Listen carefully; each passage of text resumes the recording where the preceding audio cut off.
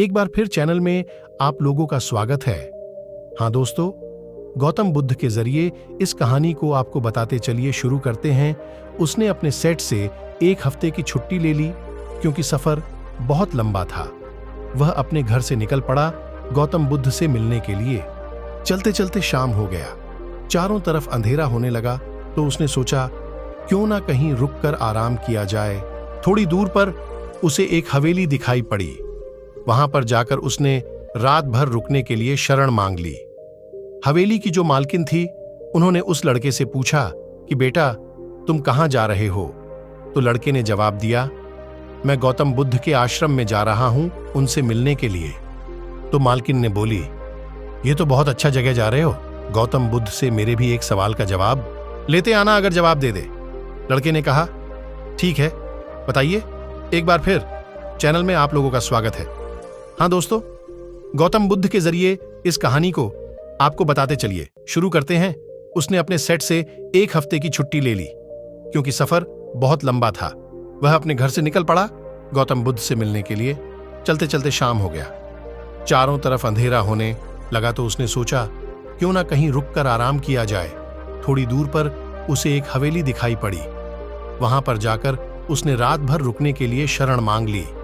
मालकिन ने कहा, मेरी एक 20 साल की लड़की है जो कभी बोल नहीं सकती। तुम केवल इतना ही पूछ लेना कि वह कब बोलेगी। इतना कहते ही मालकिन की आंखों में आंसू आ गया। लड़के ने कहा, मां जी आप मत परेशान होइए, मैं जाऊंगा उनसे, यह सवाल जरूर पूछूंगा।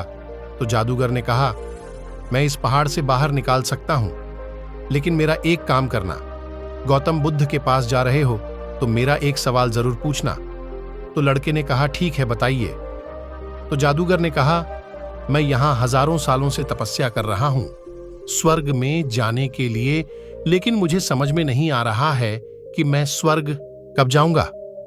लड़के ने कहा, ठीक है मैं आपका सवाल का जवाब जरूर पूछूंगा। और जादूगर ने अपना जादुई छड़ी निकाली और उसने उस पहाड़ को पार करा दी, एक समतल जगह पर उतार दिया। फिर उसने चलना शुरू कर दिया। रास्ते में एक बड़ी नदी पड़ी तो लड़के के आगे एक और समस्या आ गया। वह सोचने लगा कि इस नदी को पार कैसे किया जाए। तभी उसे नदी में एक बहुत बड़ा कछुआ दिखाई दिया तो उसने उस कछुए से मदद मांगी कि मुझे नदी पर करा दो। तो कछुए ने कहा, ठीक है मैं पार करा दूंगा, पहले यह बताओ कहां जा रहे हो? तो लड़का बोला, मैं गौतम बुद्ध के आश्रम में जा रहा हूं। तो कछुआ बोला, यह तो बहुत अच्छी बात है, मेरा एक सवाल है, मैं 5000 साल से ड्रैगन बनना चाह रहा हूं पर अभी तक नहीं बन पाया हूं, तुम मेरे सवाल का जवाब जरूर लाना। तो लड़का बोला, ठीक है। कछुए ने नदी पार करा दी। वह चलते चलते आश्रम पहुंचा तो वहां देखा कि प्रवचन चल रहा है। वह भी प्रवचन में शामिल हो गया। जब प्रवचन समाप्त हुआ तो लड़के अपनी सवाल पूछनी चाहिए तो गौतम बुद्ध ने कहा कि आप केवल 3 ही सवाल पूछ सकते हैं। यह बात सुनकर लड़के ने सोचा कि मैं तो 4 सवाल पूछने वाला था। अब वह सोच में पड़ गया कि मैं किसका सवाल पूछूं और किसका छोड़ दूं। उसने सबसे पहले हवेली वाली मालकिन के बारे में सोचा, जिसकी लड़की 20 साल से कुछ बोल नहीं सकती है, जिसके कारण उनकी आंख में आंसू है। उनका सवाल पूछना बहुत जरूरी है। दूसरी जो सवाल उसके दिमाग में आया, उस जादूगर के बारे में जो हजारों सालों से तपस्या कर रहा है स्वर्ग में जाने के लिए। तीसरी सवाल उसके दिमाग में आया उस कछुए की जो 5000 सालों से ड्रैगन बनना चाहता है। फिर उसको उसे अपने बारे में याद आया। उसने सोचा कि मैं तो एक सेठ के यहां नौकरी कर ही रहा हूं, खाना खा ही रहा हूं, कुछ और मेहनत करूंगा तो सब कुछ अच्छा हो जाएगा ही, लेकिन मुझे उन तीनों के जीवन में बदलाव लाना बहुत जरूरी है। इन तीनों लोगों का सवाल का जवाब पूछना बहुत जरूरी है। लड़के ने उस तीनों सवाल का जवाब पूछा। गौतम बुद्ध ने तीनों सवाल का जवाब दिए। सबसे पहले उस हवेली मालकिन का जवाब दिया। उन्होंने कहा कि जैसे ही उस लड़की की शादी होगी वह बोलना शुरू कर देगी। दूसरा सवाल का जवाब देते हुए उस लड़के से भगवान बुद्ध कहे कि जाकर उस जादूगर से कहना कि वह जादुई छड़ी छोड़ दे। जैसे वह जादुई छड़ी छोड़ेगा वह स्वर्ग चला जाएगा। तीसरा सवाल था उस कछुए का। उन्होंने कहा, जाकर कह देना उस कछुए से, वह जिस दिन अपना कवच छोड़ देगा उस दिन ड्रैगन बन जाएगा। लड़के ने गौतम बुद्ध से आशीर्वाद ली और वापस चल दिया। कछुए के पास आया और कहा, गौतम बुद्ध ने कहा, है तुम अपना कवच उतार दो, तुम ड्रैगन बन जाओगे। और कवच से बहुत सारे मोती बाहर निकल आया। कछुए ने कहा, मैं क्या करूंगा इस मोती का, इसे तुम रख लो। उस लड़के ने मोती रख ली और चल दिया।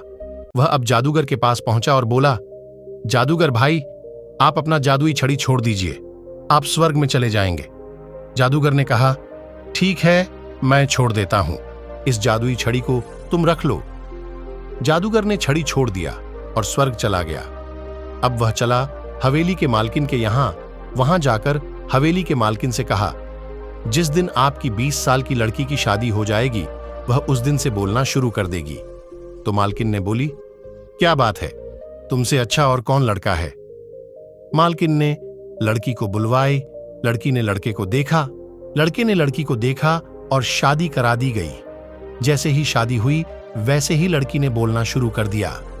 अब लड़के के पास सब कुछ आ गया, हीरा मोती आ गया, जादुई छड़ी आ गया, एक अच्छा परिवार भी मिल गया, केवल इसलिए क्योंकि उसने अपने सवालों के त्याग कर दिया। कहानी अच्छी लगी तो इस चैनल को लाइक और सब्सक्राइब करिए। धन्यवाद।